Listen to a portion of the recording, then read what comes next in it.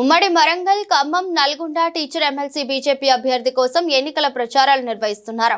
Congress, BRS పార్టీలపైన ప్రజల విశ్వాసం లేదని, అందుకే ఉమ్మడి వరంగల్, ఖమ్మం, నల్గొండ టీచర్స్ ఎమ్మెల్సీ ఎన్నికల్లో అభ్యర్థులకు బరిలో నిలపలేదని బీజేపీ జాతీయ ఉపాధ్యక్షురాలు డి.కే. అరుణ అన్నారు.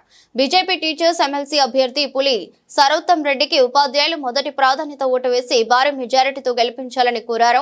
ఉపాధ్యాయుల సమస్యలపైన చట్టసభల్లో మాట్లాడేందుకు బీజేపీ సిద్ధంగా ఉందంటున్న మహబూబ్ నగర్ ఎంపీ డి.కే. అరుణతో మా వరంగల్ ప్రతినిధి హరికృష్ణ ఫేస్ టు ఫేస్. ఢిల్లీలో విజయనగరం ముగించడం కాకుండా తెలంగాణలో కూడా ఎమ్మెల్సీ ఎన్నికలకు సంబంధించి కూడా ఇటు కైవాసం చేసుకునేందుకు కూడా బీజేపీ పార్టీ నేతలు అయితే ఇటు ముమ్మరంగా విస్తృతంగా అయితే ప్రచారం నిర్వహిస్తున్నారు. ఇటు ఖమ్మం, నల్గొండ, వరంగల్ ఎమ్మెల్సీ బీజేపీ అభ్యర్థిని గెలిపించేందుకు కూడా ఇవాళ మహబూబ్ నగర్ ఎంపీ ఇటు బీజేపీ జాతీయ ఉపాధ్యక్షులు డి.కే. అరుణ కూడా ఇక్కడ ప్రచారం నిర్వహిస్తున్నారు. ప్రస్తుతం మొత్తం పాటు డి.కే. అరుణ గారు ఉన్నారు. వాళ్ళ అభ్యర్థి ఎమ్మెల్సీ ఎన్నికలకు సంబంధించి ఏ విధంగా ప్రచారం నిర్వహిస్తున్నారు, ఎట్లా ఉండబోతుందో వారిని అడిగి తెలుసుకుందాం. చెప్పండి మేడం, ఢిల్లీలో విజయనగరం ముగించే నుంచి కూడా ఇక్కడ తెలంగాణలో కూడా ఎమ్మెల్సీ ఎన్నికలకు సంబంధించి కూడా మీరు కైవసం చేసుకునేది కూడా విస్తృతంగా ప్రచారం నిర్వహిస్తున్న పరిస్థితి ఉంది. మీ బీజేపీ క్యాండిడేట్ వరంగల్, ఖమ్మం, నల్గొండకు సంబంధించి కూడా ఎట్లా ప్రచారం నిర్వహిస్తున్నారు, ఏ విధంగా ఉంది? ప్రతి ఓటర్ని ఇది ఉపాధ్యాయుల ఎమ్మెల్సీ ఎన్నికలు. సో ఉపాధ్యాయులు అందరూ దీంట్లో ఓటర్లుగా ఉంటారు. సో ఓటు హక్కున్నటువంటి ఉపాధ్యాయులకు అందరినీ కూడా మేము రిక్వెస్ట్ చేయడానికి ఇక్కడికి వచ్చడం జరిగింది. సర్వోత్తమ్ రెడ్డి గారిని భారతీయ జనతా పార్టీ మద్దతుతో ఇవాళ కంటెస్ట్ చేస్తున్నారు, మా అందరి మద్దతుతో. సో వారిని ఎన్నికల్లో గెలిపించాలని కోరడానికి ఇక్కడికి వరంగల్కి రావడం జరిగింది. సో వరంగల్, నల్గొండ, ఖమ్మం ఈ మూడు ప్రాంతాల అభ్యర్థిగా సర్వోత్తమ్ రెడ్డి గారు శాసన మండలికి ఇక్కడి నుంచి పోటీ చేస్తున్నారు, ఉపాధ్యాయ ఎమ్మెల్సీ అభ్యర్థిగా. సో వారిని ఈరోజు తెలంగాణ రాష్ట్రంలో ఉపాధ్యాయుల యొక్క సమస్యలపైన కానీ, విద్యా సమస్యలపైన కానీ అనేక ఇష్యూస్ ఉన్నాయి.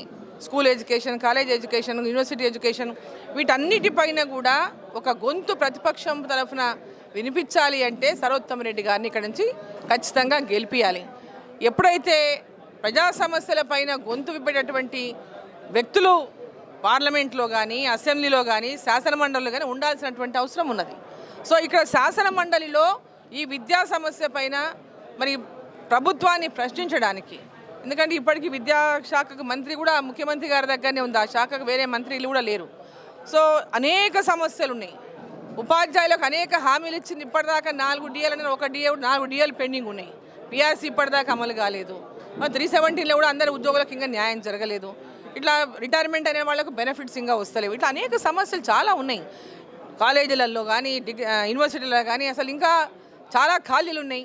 ఎక్కడ కూడా కాంట్రాక్టెడ్ లెక్చరర్సే ఉన్నారు తప్ప పర్మనెంట్ వాళ్ళని ఇప్పటిదాకా ఇంకా ఖాళీలు పూర్తి చేయలేదు.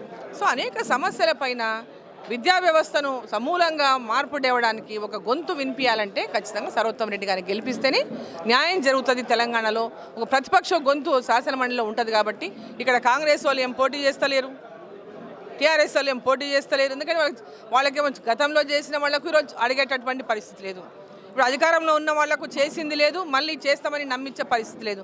కాబట్టి భారతీయ జనతా పార్టీ అభ్యర్థికి ఓటు వేయమని నేను కోరుతున్నాను. ముఖ్యంగా ఎమ్మెల్సీ ఎన్నికల్లో ఆయా పార్టీలు కూడా హామీలు ఇస్తున్నారు, కానీ ఉపాధ్యాయుల సమస్యలు పరిష్కరించడం లేదు, జీవోని ఎత్తివేయడం లేదు, చట్టసభలో కూడా మాట్లాడదంటూ కూడా చాలాసార్లు దిక్కులో కూడా ఇటు ఉపాధ్యాయుల సంబంధించి కూడా ఉపాధ్యాయులు మాట్లాడుతున్న పరిస్థితి. మీ అభ్యర్థి గెలిస్తే ఉపాధ్యాయుల సమస్యల పరిష్కారం కోసం మీరు ఏం చేస్తారు?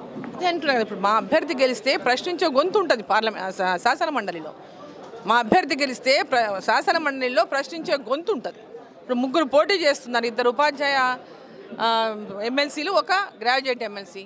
ఈ 3 గెలిచారనుకోండి, ఒక స్ట్రెంగ్త్ అనేది ఈరోజు శాసన మండలిలో పెరుగుతుంది.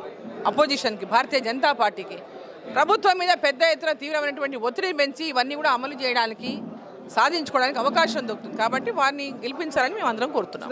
వరంగల్, ఖమ్మం, నల్గొండ ఎమ్మెల్సీ టీచర్ ఎమ్మెల్సీకి సంబంధించి కూడా ఇటు టీఆర్ఎస్ పార్టీ పోటీలో లేదు, కాంగ్రెస్ పార్టీ కూడా పోటీ లేదు. దీన్ని ఎట్లా చూస్తారు మీరు? ముఖ్యంగా ఇప్పుడే చెప్పినా కదా, ఇప్పుడు టీఆర్ఎస్ పార్టీ ఏమో గతంలో ప్రభుత్వంలో ఉంది కాబట్టి ఇప్పుడు వాళ్ళకు విశ్వాసం లేక పోటీలో లేరు. ప్రజలు ఆదరిస్తారనే ఎంప్లాయీస్ ఆదరిస్తారనేటువంటి విశ్వాసం లేదు.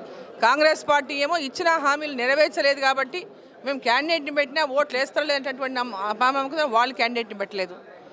సో మేము ఒక ప్రతిపక్షంగా ప్రజల గొంతు వినిపించాలనేటటువంటి ఒక ఆలోచనతో మా అందరు కూడా మా ప్రజల పక్షాన మా క్యాండిడేట్లు ఇప్పుడు ఇక్కడ పోటీ చేస్తున్నారు. భారతీయ జనతా పార్టీ ఉపాధ్యాయుల తరఫున, గ్రాడ్యుయేట్ల తరఫున, విద్యా వ్యవస్థ తరఫున ప్రశ్నించడానికే ఈ ఎన్నికలో పోటీ చేస్తూ ఉంది. కాంగ్రెస్ బీఆర్ఎస్ పార్టీల పైన ఇటు ఏదైతే నమ్మకం లేదు కాబట్టి కాంగ్రెస్ ఇటు బీఆర్ఎస్ పార్టీ టీచర్ ఎమ్మెల్సీ సంబంధించి కూడా దూరంగా ఉన్నారు. ఇప్పుడు బీజేపీ పార్టీ నుంచి మాత్రమే ఇటు ఏదైతే పులి సరోత్తం రెడ్డి ఉన్నారు కాబట్టి పులి సరోత్తం రెడ్డిని బాజీ మెజార్టీతో గెలిపించాలి, ఇటు ప్రాధాన్యత ఓటు వేసి కూడా మెజార్టీతో గెలిపాలంటున్నారు. ఇటు చట్టసభలో మాట్లాడేందుకు కూడా ఇటు మేము ముందుకు వస్తాము. ఇటు ఉపాధ్యాయుల సమస్యలపైన కావచ్చు, ఉపాధ్యాయులకు సంబంధించిన జీవోలను కూడా ఎత్తివేసేంత వరకు, వాళ్ళ సమస్యలను పరిష్కారం చేసేంత వరకు కూడా చట్టసభల్లో ఇటు బీజేపీ గొంతుగా మేము ముందుకెళ్తాము. ఉపాధ్యాయుల సమస్యలే లక్ష్యంగా మేము వాళ్ళ సమస్య పరిష్కార దిశగా మేము ముందుకెళ్తామంటూ కూడా డీకేఆర్ నగర్ అయితే మాట్లాడుతున్న పరిస్థితి వరంగల్ జిల్లాలో ఉందని చెప్పొచ్చు. విడుదల సుధీర్ తారకృష్ణ, A6 న్యూస్, వరంగల్.